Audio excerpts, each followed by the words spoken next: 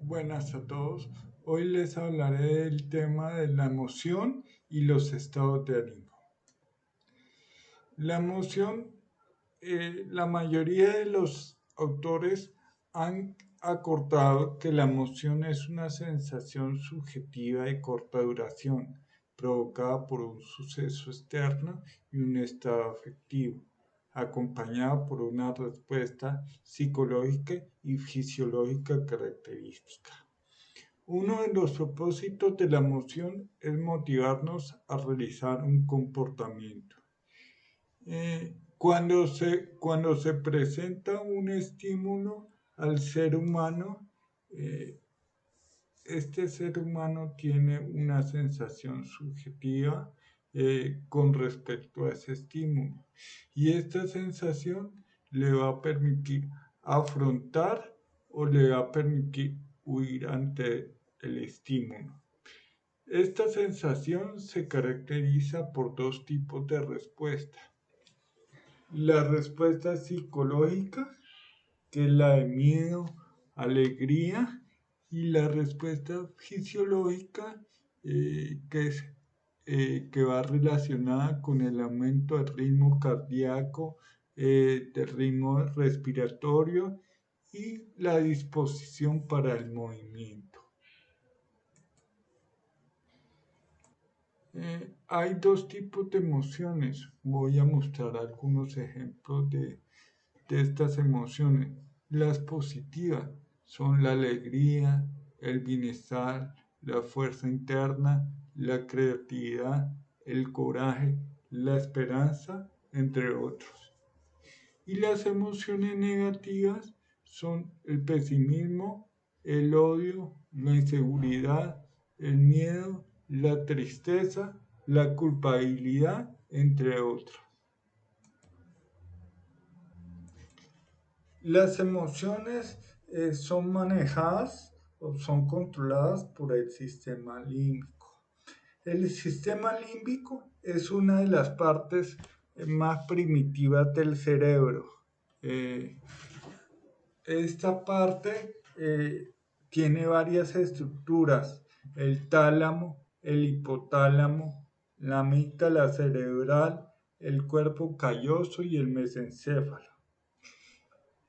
Todas estas estructuras tienen como función manejar la memoria involuntaria, la atención, los instintos sexuales, la personalidad, la conducta, las motivaciones y, por supuesto, las emociones.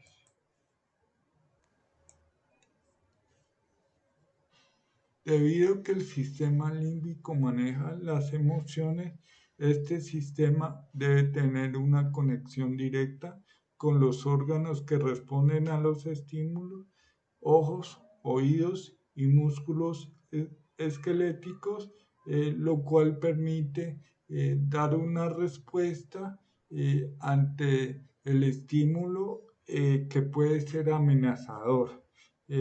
Este tipo de respuestas pueden ser enfrentamiento o huida del estímulo. Eh, en este punto debo aclarar que el sistema límbico es una de las partes más antiguas del cerebro. La parte más nueva, que está más arriba del sistema límbico, es el neocorte. Es más evolucionado el sistema límbico y da el control espacial, el lenguaje y el pensamiento consciente. Como les he dicho, las emociones las maneja el sistema límbico y entonces, por lo cual no necesita la mediación del lenguaje, el cual se maneja en el neocortes. En esta diapositiva les hablaré de dos formas diferentes de significar el estímulo que producen las emociones. La primera forma es cuando el estímulo que produce alguna emoción se interpreta de forma muy cercana a la realidad. O también puede darse que se interprete el estímulo alejado de la realidad objetiva. En el primer caso, o sea, cuando el estímulo se significa cercano a la realidad objetiva, eh, el estímulo, eh,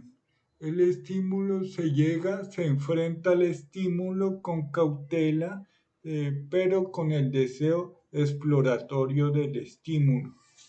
Eh, esta capacidad o esta manera de enfrentar el estímulo tiene origen en en la relación que tuvo de pequeño el bebé con su madre, puesto que la madre le enseñó eh, a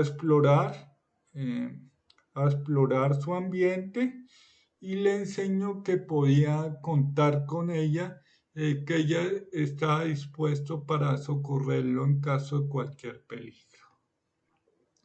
Ahora, en cuanto a la significación del estímulo alejado de la realidad objetiva, esto es una exageración de la interpretación que no tiene nada que ver con lo que es el estímulo. Eh, entonces la persona o el individuo enfrenta el estímulo con mucho miedo, con demasiado miedo y, y la respuesta ante este miedo es huir con este estímulo, ante este estímulo.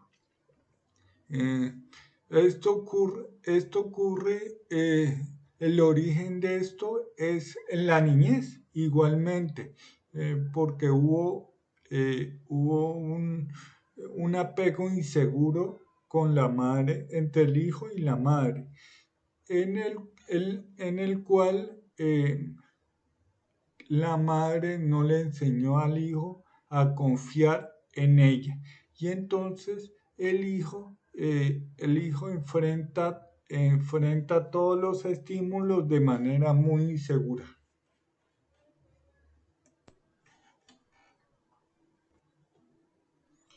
Eh, lo que les dije anteriormente fue una pequeña explicación de las emociones y cómo funcionan.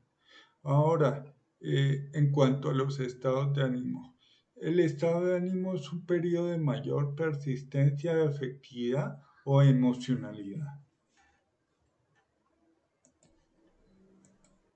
Los principales estados de ánimo son eutimia, que es un estado de ánimo caracterizado por el equilibrio, la paz y la tranquilidad.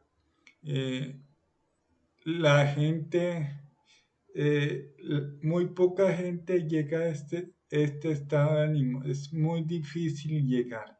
Eh, la manía, que es un estado de ánimo de total felicidad. Eh, esta manía extrema puede ser patológica en el sentido de que se pierde el contacto con la realidad.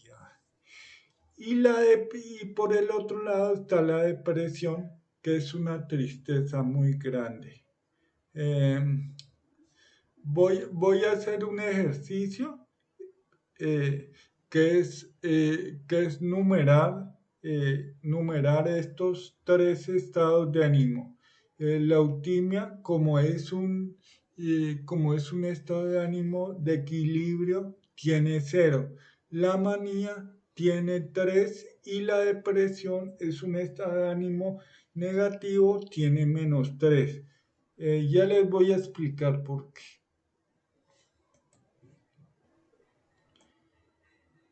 Les les voy a decir, les voy a comentar cómo se llaman los estados de ánimo. Eh, la maníaco-depresión o bipolaridad, que es pasar indiscriminadamente de la manía a la depresión. Hay veces se pasa a la eutimia, pero generalmente se salta de la manía a la depresión o sea, se salta de -3, que es la depresión, a la manía, que es 3. Y la ciclotimia, que es un cambio de ánimo que igual se pasa del positivo al negativo, pero este paso de ánimo no es tan absoluto. Se pasa de -1 a 1. Por esta diapositiva podemos suponer que la parte patológica es la maníaco-depresión o bipolaridad, mientras que la ciclotimia no lo es. Pero sí hay que poner cuándo debe existir un manejo psiquiátrico y farmacológico. El manejo psiquiátrico y farmacológico se debe dar bajo tres posiciones cuando se dan tres cosas. Cuando se da una ideación suicida, cuando se da problemas de percepción de la realidad y cuando se da incapacidad para desarrollar sus actividades cotidianas. La ideación suicida tiene 6 pasos. El primer paso es cuando se habla o se concibe tácitamente el suicidio. Concebirlo tácitamente es soñar con él, hacer chistes con él, dibujarlo, etc. La segunda fase es cuando hay una amenaza suicida. La tercera fase es cuando se piensa en el modo de ejecutar este acto. ¿Qué, cómo, cuándo y dónde? Eh, la cuarta fase es la ejecución y la quinta fase es el suicidio consumado. En cuanto a los problemas de percepción de la realidad, pueden ser los delirios o pueden ser las alucinaciones. Ejemplo de delirios es cuando se oyen voces internas o se cree ser el elegido. Y las alucinaciones son una percepción errada del estímulo. Y en cuanto a la incapacidad para desarrollar sus actividades cotidianas, eh, es, esto puede ser que haya mucha depresión, mucho desinterés para ir a trabajar, para reunirse con sus amigos o cosas que para él son importantes.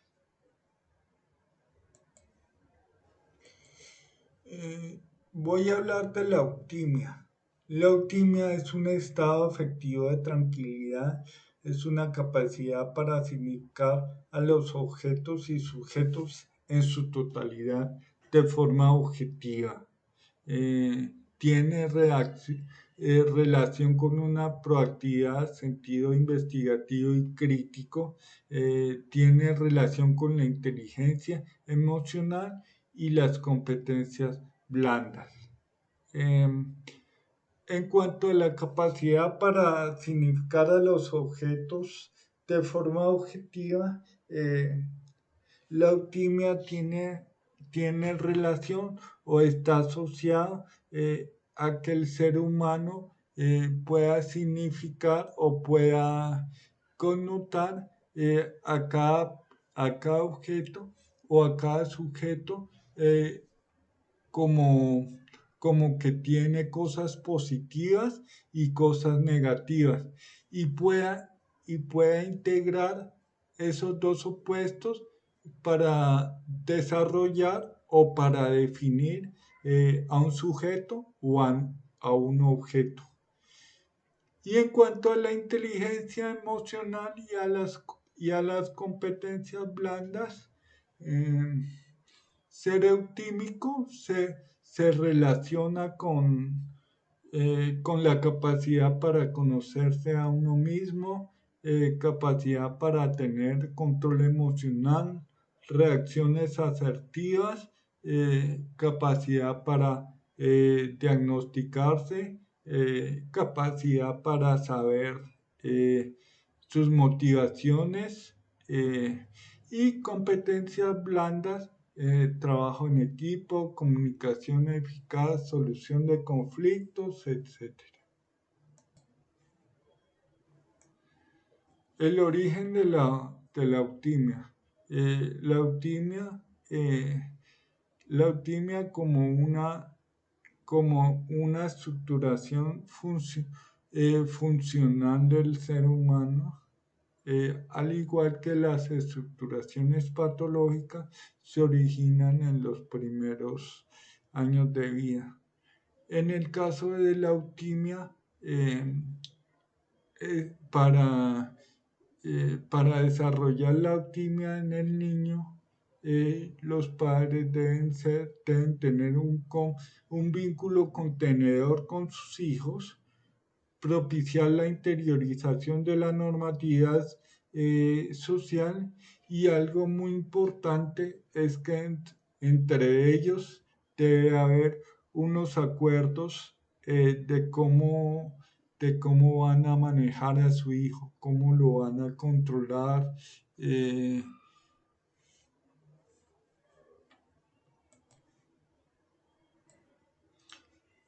bueno, esta es mi tarjeta de presentación. Soy psicólogo Felipe Jaramillo Soto.